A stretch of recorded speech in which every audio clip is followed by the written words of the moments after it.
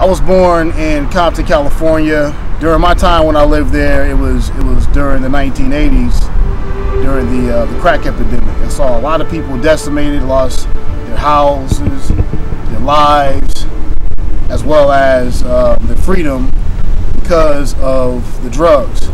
Moved to Paramount, moved to West Covina, out to the IE where I lived in Ontario and Chino just for a brief moment. But because of some family circumstances and things that happened, some domestic, abuse, as a matter of fact, I came back to Los Angeles. Initially, I went to high school at John Marshall High School, which is located in Los Feliz, not Los Feliz for all you hipster motherfuckers. I mean, I went to the same high school as Leonardo DiCaprio, as well as one of the VPs for Microsoft, a good friend of mine, Jada Miranda. She actually went there. Another buddy of mine who was a Power Ranger, Philip John Marie. But enough about name dropping all of them. I hate name droppers. They had a pretty incredible program for television and film, and we had a whole entire studio to our disposal. It was a pretty incredible place to learn how the process of filmmaking and how the process of TV production goes within the entertainment industry. It wasn't until I went to Morehouse College, where I went to undergrad, that I started to develop an appreciation and love for film. Working at damn law firm and figured that this is not what I want to do. Contracts and figure out ways to fuck people over out of millions of dollars when you're done wrong. It's not something I want to be a part of. I did not sign up for that. So, with that said, I did what any person who has failed aspirations of becoming a lawyer does. I major in drama. And through drama, that's when I started learning a lot, not just about acting, but a lot about filmmaking.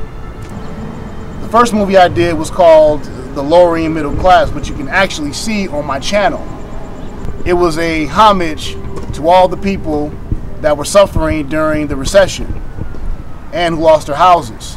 That was pretty much the start of how I got involved into making movies. I financed my first short film.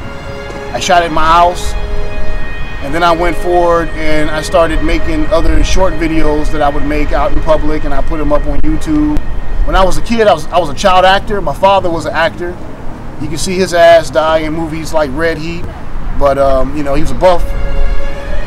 He was a buff motherfucker then, as he's a buff motherfucker now. And that's the reason why he was in a lot of Schwarzenegger's movies back in the 80s, because Schwarzenegger liked to hire buff motherfuckers. And he put me in some movies. I did some extra work, and I also had some lines in some other small TV shows that I did back in the day.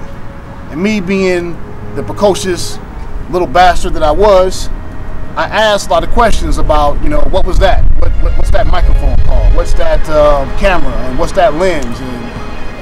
And that was kind of how I learned how to make movies. But it wasn't until after I left undergrad and I started just reading up on any book that I could get, or any book I can get my hands on about filmmaking, that I really learned my craft and learned how to set up shots and different rules of filmmaking and storyboards and all that kind of stuff. I like to use my movies and not be so much on the nose with them, but use them oftentimes as allegories for a lot of things that we see within our society.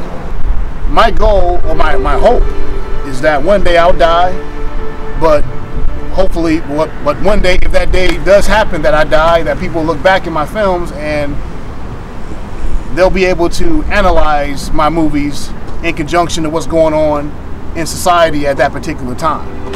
So my movies would be like a history book. Well, my overall theme for 400 Will Kill You, I would have to say, is greed is destructive. Greed is what caused the housing market to collapse the way that it did. And I think, honestly, that's going to be this country's downfall if things don't change. My inspirations, I guess, would be people like Sam Raimi. I mean, when I was a boy, first movie I saw that I really, really loved, just the artistry of filmmaking, was Sam Raimi with the movie Evil Dead 2. Another person I guess would be Spike Lee. And then later on, I would have to say Fellini. Fellini was one of my inspirations, Kubrick, and of course Alfred Hitchcock. Oh, and also John Huston. Oh yeah, make sure that you go and you see the movie, buy your tickets, 400 will kill you. The show is actually almost sold out, so I don't know how long they'll be there. Subscribe to the channel. Peace.